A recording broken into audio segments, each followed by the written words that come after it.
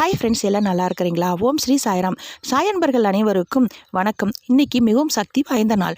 அதுவும் வருடத்தின் கடைசி வெள்ளிக்கிழமையில் வரக்கூடிய, வருடத்தின் கடைசியில் வர்றது தாங்க இந்த பங்குனி மாதத்தில் வரக்கூடிய உத்தர நட்சத்திரத்தோடு கூடி வரையது தாங்க பங்குனி உத்தரம். இந்த பங்குனி உத்தர நாளில் என்ன நினைச்சு நீங்கள் விரதம் இருந்தாலும் அப்படியே கைமேல் பலன் கொடுக்கும்.